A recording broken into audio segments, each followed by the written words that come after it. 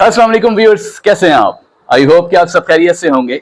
मेरी दुआ है कि आप सब कुछ रहें, आबाद रहें। व्यूअर्स, इस वीडियो में मैं बात करने जा रहा हूं लोंजी हाइमो 9 के बारे में। लोंजी हाइमो 9 की हर जगह धूम मची हुई है और लोंजी हाइमो 9 जो है वो हर किसी को ये क्यूरियोसिटी है कि ये पैनल पाकिस्तान में कब आ रहा है। लोंजी हाइमो 9 जो है वो एफिशिएंसी में तमाम सोलर पैनल से अब तक जितने मार्केट में मौजूद हैं उनसे आगे है। मजीद मालूमात के लिए ये वीडियो आप देखेंगे। इस वीडियो के अंदर मैं आपको लोंजी हाइमो 9 की कंप्लीट मालूमात दूंगा। उसकी एफिशिएंसी कितनी है, ये बाकी सोलर पैनल से कितना बेहतर है, इसकी परफॉर्मेंस के बारे में बात करेंगे, इसके कितने वॉटेजेस जो हैं वो कितने वॉट्स में सोलर पैनल मार्केट में आएगा, इसके अलावा इसकी प्राइस तकरीबन कहां पर होगी और तकरीबन कितने अरसे में पाकिस्तान में मौजूद होगा। अगर हम लोंजी हाइमो 9 का इंतखाब करते हैं तो क्या ये दूसरे सोलर पैनल से बेहतर होगा या नहीं, हमें कितना फायदा होगा, ये सारी चीजें हम इस वीडियो में डिस्कस करेंगे। अगर आप चैनल पे नए हैं तो चैनल को जरूर सब्सक्राइब करें, वीडियो को दूसरों के साथ ज्यादा से ज्यादा शेयर किया करें ताकि एक आम आदमी तक सोलर की सारी नॉलेज पहुंच सके। तो चलिए शुरू करते हैं। लोंजी हाइमो 9 किस टेक्नोलॉजी का सोलर पैनल है? तो लोंजी हाइमो 9 जो है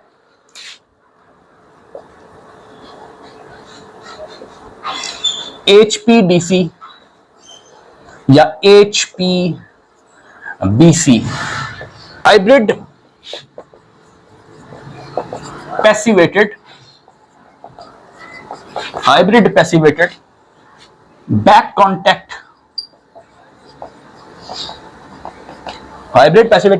कॉन्टैक्ट टेक्नोलॉजी है, राइट। अब ये ज़हन में रहे कि ये टॉपकॉन टेक्नोलॉजी नहीं है, ये टॉपकॉन नहीं है, ये ज़हन से निकाल दें आप। अब आप पूछेंगे ये एन टाइप है या पी टाइप? ये जो हाइमो 9 है इसका वेफर जो है उसका नाम है टायरे वेफर और ये एन टाइप का है, यानी इसका जो वेफर है, आपको पता होना चाहिए कि जो लोंजी कंपनी है ये सन 2000 में बनी थी और ये चाइनीज जो कंपनी है लोंजी, इसके आज 10 मैन्युफैक्चरिंग प्लांट्स मौजूद हैं टोटल। और जब इन्होंने स्टार्ट किया था सन 2000 में, उस वक्त ये वेफर्स बनाते थे, बाद में इन्होंने सोलर पैनल्स बनाना शुरू किए और आज जो है ये सोलर पैनल बनाने वाली जो बड़ी टॉप कंपनीज हैं उनमें से एक है। 10 मैन्युफैक्चरिंग प्लांट्स इनके पास मौजूद हैं सोलर पैनल्स और वेफर्स बनाने वाले, जिनमें से 8 जो हैं वो चाइना में हैं और एक जो है वो मलेशिया में है और एक जो है वो वियतनाम में है। कंपटीशन की जो दौड़ है उसके अंदर सारी कंपनीज ये कोशिश कर रही हैं कि ये वेफर एन टाइप का जो है इसको ज्यादा से ज्यादा एनर्जी एफिशिएंट बनाया जाए, यानी इसकी कन्वर्जन जो एफिशिएंसी है, यानी सनलाइट को जो इलेक्ट्रिकल एनर्जी में कन्वर्ट करना है, कन्वर्जन करनी है, उस एफिशिएंसी को बढ़ाया जाए। एफिशिएंसी का मतलब ये है कि अगर एक स्पेस है, एक एरिया है, रूफटॉप है, चले उसके अंदर 10 पैनल आ सकते हैं। अब 10 पैनल अगर आप 600 वाट के लगा लें तो आप कितने लगा लेंगे? 6000 वाट, राइट। 6000 वाट के लगा सकते हैं अगर 600 वाट के लगा लें। ये नहीं, अगर आप पैनल का साइज इससे ज्यादा नहीं बढ़ा सकते, अगर पैनल का साइज आपने 600 वाट से बढ़ाया, यानी कि थोड़ा सा और ज्यादा किया, तो 10 पैनल आपकी छत पे नहीं आ सकते, सपोज करें। तो अगर 10 पैनल से ज्यादा नहीं आ सकते और आप 6000 वाट तक आपकी मैक्सिमम आपकी जनरेशन है, तो अब क्या होगा कि अगर आप एफिशिएंसी वाला पैनल यूज करते हैं, यानी कोई ऐसी कंपनी का पैनल यूज करते हैं जिसका वेफर ज्यादा स्ट्रांग हो, ज्यादा एफिशिएंट हो और वो सनलाइट को इलेक्ट्रिकल एनर्जी में ज्यादा अच्छे तरीके से कन्वर्ट कर रहा हो, ज्यादा जो है वो सनलाइट का फायदा उठा के इलेक्ट्रिकल एनर्जी बना रहा हो, तो फिर उसकी एफिशिएंसी ज्यादा होगी। और जब उसकी एफिशिएंसी ज्यादा होगी तो इसी स्पेस के अंदर 6000 वाट से ज्यादा भी इलेक्ट्रिसिटी बनाई जा सकती है। अब मैं आपको एक मिसाल देता हूं। सबसे पहले तो आपको ये बता दूं कि ये लोंजी हाइमो 9 का जो पैनल है, ये इसका जो फर्स्ट कस्टमर है, इंडस्ट्रियल कस्टमर, वो फ्रांस है। फ्रांस तकरीबन 16 मेगावाट के solar panel Longi Himo 9 French company ने परचेज किए और अब वो इसकी इंस्टॉलेशन कर रहे हैं। क्यों उन्होंने ये परचेज किया लॉन्जी हाइमो 9? इसलिए कि जब उन्होंने रिसर्च की और लॉन्जी वालों से जब बात की, उनकी मीटिंग्स हुई, तो उन्होंने लॉन्जी ने इनको कन्विंस किया कि जो आपके पास पावर प्लांट का एरिया है, ठीक है, उस पावर प्लांट के एरिया के अंदर अगर आप ज्यादा प्रोडक्शन करना चाहते हैं, जो बात मैंने यहां समझाई, लैंड फिक्स है, उस लैंड से ज्यादा फायदा उठाना चाहते हैं, ज्यादा से ज्यादा इलेक्ट्रिकल एनर्जी प्रोड्यूस करना चाहते हैं, तो आप एक हाई एफिशिएंट पैनल का इस्तेमाल करें। उन्होंने कहा कि हमारे पास लेटेस्ट जो मॉड्यूल है, जो कि रे वेफर से बना हुआ है, वो है लॉन्जी हाइमो 9, जो कि HPBC टेक्नोलॉजी का है। तो इन्होंने कन्विंस किया फ्रेंच कंपनी को कि अगर आप ये पैनल लगा लेते हैं तो आपका एक पैनल 30 वाट आपको एक्स्ट्रा देगा, और यानी 30 वाट्स एक्स्ट्रा देगा बाकी सोलर पैनल की निस्बत। अगर आप टॉपकॉन लगाते हैं तो टॉपकॉन की निस्बत हाइमो 9 का एक पैनल 30 वाट एक्स्ट्रा देगा। यानी ओवरऑल इन्होंने कैलकुलेशन करके बताया, लॉन्जी वालों ने इनको, कि 6% से लेकर 8% तक, 6 से 8% तक आप ज्यादा बिजली बना सकेंगे अगर आप ये लगाते हैं। लिहाजा फ्रेंच कंपनी ने इनकी इस ऑफर को एक्सेप्ट करके और फैसला किया कि ये पैनल्स लगाए जाएंगे। अब एक रफ सी कैलकुलेशन है, एक पावर प्लांट है जिसमें 1700 पैनल्स आ सकते हैं। किस साइज के आ सकते हैं, किस डायमेंशन के आ सकते हैं? जो 590 वाट के आजकल डायमेंशन चल रही है, ये लेंथ है, ये विड्थ है, ये हाइट है, ये लंबाई है, ये इसकी चौड़ाई है और ये इसकी मोटाई है। 590 वाट का पैनल लगा हुआ हो तो, और 1700 पैनल हो, तो आपकी जो प्रोडक्शन है वो 1 मेगावाट के करीब होगी। कि अगर आपने टॉपकॉन टेक्नोलॉजी के पैनल लगाए तो आप 1700 पैनल के साथ 1 मेगावाट बिजली बना सकते हैं। और अगर आप हाइमो 9 लगाएंगे तो आपकी ये प्रोडक्शन 1.1 मेगावाट होगी। यानी यहां पे सिर्फ 1 मेगावाट है। मेगा का मतलब क्या है? 10⁻6। यानी एक के आगे आप 6 जीरो लगा दें, 2 3 4 5 6, ये कितना बन गया? 10 लाख वाट बन जाते हैं। ठीक है, अब 0.1 मेगावाट ज्यादा बिजली बन रही है, 0.1 मेगावाट ज्यादा बिजली बन रही है। इसको आप कम ना समझें, ठीक है? यानी कि ये बेसिकली अगर 1 मेगा में 10⁻6 होते हैं तो 0.1 मेगा में 10⁻5 होते हैं। 10⁻5 वाट कितने बनते हैं? 1 लाख वाट।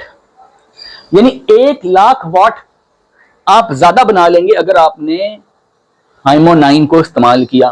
फिर आपके ज़हन में आएगा कि एफिशिएंसी आखिर है कितनी? अब इतना 0.1 मेगावाट एक बहुत बड़ा ह्यूज डिफरेंस है पावर प्लांट के लिए, तो आखिर इसकी एफिशिएंसी है कितनी? क्योंकि टॉपकॉन की जो एफिशिएंसी है वो भी तकरीबन 22 से 23% के आसपास है। तो क्या इसकी एफिशिएंसी 23% से भी ज्यादा है? बिल्कुल, इसकी एफिशिएंसी जो है वो 24.4% है। अब 660 वाट तक ये पैनल अवेलेबल होगा, यानी 655, 650, 640, 645, यानी 660 वाट तक ये पैनल्स, ये सीरीज मौजूद होगी। देखें जी, LR772HYD ये सीरीज है इसकी। और अगर आप इसका मैक्सिमम कैपेसिटी वाला पैनल यूज करेंगे 660 वाट्स वाला, तो इसकी एफिशिएंसी होगी 24.43%। और अगर आप इसके वाट 5-5 वाट कम करते जाएंगे तो थोड़ी थोड़ी एफिशिएंसी रिड्यूस होती जाएगी, लेकिन फिर भी वो 24 से ऊपर ही रहेगी। 144 सेल्स हैं। आपको पता है कि अभी जो बाकी पैनल्स आ रहे हैं 580 वाट की कैटेगरी में, उन सब के सेल्स 144 हैं। तो 580 वाट में जो 144 है और 730 वाट में, 720 वाट में 132 सेल्स हैं। और लेकिन ये जो लॉन्जी का हाइमो 9 होगा इसमें 144 सेल्स हैं। फिर बात आती है इसके वेट की, इसका वेट कितना होगा? इसका वेट जो है वो 33 किलोग्राम, 33 किलो इसका वजन है। अब एक फैक्टर और है, और वो है पावर डिग्रेडेशन का, कि जब 1 डिग्री टेम्परेचर आगे जाएगा तो ये पैनल कितनी पावर डिग्रेड करेगा। एक टेम्परेचर 1 डिग्री का मतलब है कि सेल का जो टेम्परेचर है, एनवायरनमेंट के टेम्परेचर की बात नहीं हो रही, जब सेल का टेम्परेचर यानी सोलर जो सेल बने हुए हैं सोलर पैनल के अंदर, उसका टेम्परेचर जब नॉमिनल वैल्यू से आगे जाएगा, फॉर एग्जांपल नॉमिनल वैल्यू 44 है या 45 है, जब उससे 1 डिग्री आगे चलता जाएगा तो फिर क्या होगा, हर 1 डिग्री के ऊपर पावर डिग्रेड होती है।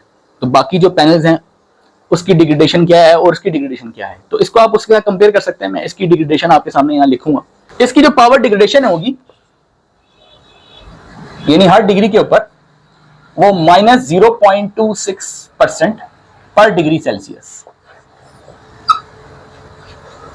यानी हर 1 डिग्री के ऊपर जो पावर कम होगी, डिग्रेड होगी टेम्परेचर हाई होने की वजह से सेल का, वो 0.26% है। ये तकरीबन वही पैरामीटर है जो वेसन कंपनी का पैनल, और इससे पहले मैंने आपको एकॉम कंपनी का पैनल जो है उसके बारे में भी वीडियो बनाई थी। ये वीडियो आप देख सकते हैं, इसमें भी काफी मालूमात आपके लिए मौजूद है। उसके अंदर भी ये फैक्टर इसके करीब करीब ही है। ये फैक्टर, इसका मतलब है ये फैक्टर काफी इंप्रूव्ड है, क्योंकि पहले जो पैनल आ रहे थे उनमें ये फैक्टर था -0.29, किसी में था -0.3। तो ये फैक्टर जो है अच्छे नहीं थे। ये नंबर अगर बड़ा होगा तो ये अच्छा नहीं है, पावर ज्यादा डिग्रेड होगी, ठीक है। तो जितना ये नंबर छोटा होगा उतना हमारे लिए बेहतर है। अब देखें यहाँ पे 29 है, यहाँ पे 30 और ये नंबर यहाँ 26 है, 0.26 है, यानी कि ये वैल्यू कम है, यानी पावर कम डिग्रेड होगी। तो लॉन्जी हाइमो 9 जो है उसकी जो पावर डिग्रेडेशन है टेम्परेचर के लिहाज से वो बहुत बेहतर है। इसका मतलब है ऐसे इलाके जहां पर गर्मी ज्यादा पड़ती है, टेम्परेचर ज्यादा होता है, वहां पे पैनल जो है वो ज्यादा पावर को डिग्रेड नहीं करेंगे। फिर एक चीज होती है कि कुछ ऐसे इलाके जो ठंडे इलाके होते हैं जहां पे विंड का प्रेशर होता है या जहां पर स्नो फॉलिंग होती है और पैनल के ऊपर स्नो जमा हो जाती है, तो ये फ्रंट साइड से पैनल कितना प्रेशर बर्दाश्त करेगा ये भी बहुत इंपॉर्टेंट बात है। तो इसकी जो क्लेम है कंपनी का कि 5400 पास्कल जो है वो यूनिट होती है प्रेशर की।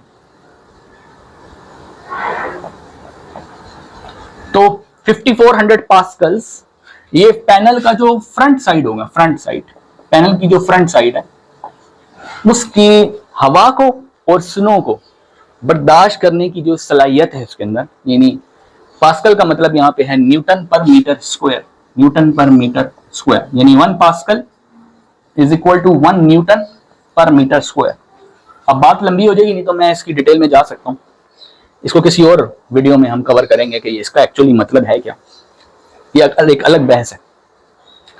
अब 5400 पास्कल ये फ्रंट से प्रेशर को बर्दाश्त कर सकता है, ये भी बहुत अच्छी चीज है, क्योंकि पैनल जो है जितना ये वैल्यू बड़ी होगी उतना वो ज्यादा प्रेशर को बर्दाश्त करेगा और उतना हमारे लिए अच्छा है। जहां पे स्नो फॉलिंग होती है, जहां पे विंड ज्यादा होती है, तो उसके लिए पैनल का जो है स्ट्रॉन्ग होना जरूरी है। तो व्यूअर्स इसकी जो वारंटी है वो 12 साल है, फुल वारंटी जो होती है प्रोडक्ट वारंटी, और इस 30 साल जो है वो इसकी लाइफ है, ठीक है। ये लाइफ स्पैन जो है वो 30 साल है और जो प्रोडक्ट वारंटी है वो 12 साल है। ये तो होगी बात वारंटी की। दूसरी नंबर पे जो मैंने कहा था बात हम करेंगे वो है कि स्टैंडर्ड टेस्ट कंडीशंस के ऊपर ये कितने वोल्टेज और करंट देगा, और एनओसीटी कंडीशंस के ऊपर ये कितना वोल्टेज और करंट देगा। अब स्टैंडर्ड टेस्ट कंडीशन का मतलब है जब आपने हाइमो 9 जब लैब में टेस्ट होगा तो लैब में चूंकि एनवायरनमेंट जो है वो बहुत आइडियल होता है, वहां विंड भी नहीं होती, वहां पे जो है इतना प्रेशर भी नहीं होता, वहां पे एनवायरनमेंट के चैलेंजेस मौजूद नहीं होते, तो वहां पे सेल का टेम्परेचर जो है वो भी आइडियल रखा जाता है, जिसकी वजह से यहाँ पर वोल्टेज और करंट ज्यादा मिल रहा होता है। जबकि एनओसीटी कंडीशंस का मतलब ये होता है कि वो कंडीशन होती है जो प्रैक्टिकल सिचुएशन होती है, जहां पे सेल का टेम्परेचर गर्मी की वजह से, धूप की वजह से जब सनलाइट उसके ऊपर प्रैक्टिकली पड़ती है डायरेक्ट, तो उसका टेम्परेचर, सेल का टेम्परेचर ऊपर की तरफ जाता है। तो जब ऊपर की तरफ जाएगा तो वो हो गई प्रैक्टिकल कंडीशन, यानी नॉमिनल ऑपरेटिंग सेल टेम्परेचर। तो नॉमिनल वैल्यू पे वो आ जाएगा और पावर आगे देने लग जाएगा। ये वो कंडीशंस होती हैं। तो यहाँ पर वोल्टेज और करंट की वैल्यू डेफिनेटली कम होती है। अब याद रहे कि ये बात हो रही है मैक्सिमम पावर की, यानी कि कहने का मतलब है जब सर्किट में कनेक्ट होने के बाद ये ओपन सर्किट वोल्टेज और शॉर्ट सर्किट करंट की बात नहीं हो रही। यानी ऐसा नहीं है कि आप पैनल परचेज करके लाए, धूप में रखा और उसको शॉर्ट सर्किट करके जो करंट चेक हो रहा है, मैं उसकी बात नहीं कर रहा हूं। जब आपके पैनल्स ये अरे में कनेक्ट हो जाएंगे, स्ट्रिंग्स में कनेक्ट हो जाएंगे और प्रैक्टिकली इन्वर्टर के साथ लग जाएंगे, तो फिर कितने वोल्टेज और करंट मिलेंगे ये वो मैं आपको बता रहा हूं। तो यहां पर जो एसटीसी कंडीशंस हैं, एसटीसी कंडीशन के ऊपर जो वोल्टेज है वो 44 वोल्ट्स और करंट जो है वो 14 एम्पियर। और जब सर्किट और जब एनओसीटी कंडीशंस होंगी यानी सेल का टेंपरेचर आगे की तरफ जाएगा, नॉमिनल वैल्यू पे आएगा, डायरेक्ट सनलाइट पड़ेगी। ये तो लैब की बात है ना, प्रैक्टिकल बात नहीं। तो ये जो प्रैक्टिकल इन्वायरमेंट की बात हो रही है यहाँ पर 42 वोल्ट्स और जो इसके करंट है वो तकरीबन 11 एम्पियर के करीब होगा, यानी 11 एम्पियर। 635 वाट से लेकर 660 वाट तक लोंजी हाइमो 9 मौजूद है। जो जो 5-5 वाट बढ़ता जाएगा आगे एफिशिएंसी बढ़ती जाएगी। बेहतर यह है कि आप ये 660 यूज करें ताकि आपको मैक्सिमम 24.43% एफिशिएंसी मिले। अच्छा, अब क्या है कि आपके जब ये वाट्स बढ़ते हैं, एफिशिएंसी बढ़ती है, तो साथ साथ ये वोल्टेज और करंट भी इंप्रूव होते हैं। अगर आप 660 वाट का पैनल यूज करते हैं तो ये आपको पीक टाइम में 502 वाट तक दे सकता है, यानी 500 वाट्स के करीब आपको आउटपुट देगा पीक टाइम में, अगर आप 660 वाट यूज करते हैं तो।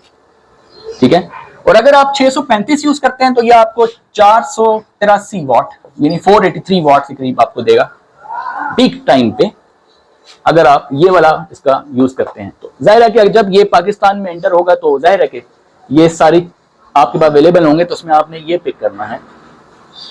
और एक बात जो है वो समझने की है कि इन्वर्टर्स जो हैं हमारी मार्केट में, वो कुछ ऐसे इन्वर्टर हैं जो 17 एम्पीयर सपोर्ट करते हैं, 2 स्ट्रिंग्स को सपोर्ट नहीं करते। IP21 वाले इन्वर्टर, उनके साथ डबल स्ट्रिंग नहीं लग सकती, उनके साथ बड़े पैनल नहीं लग सकते, क्योंकि बड़े पैनल के जो एम्पेयर हैं वो 17-18 के करीब होते हैं।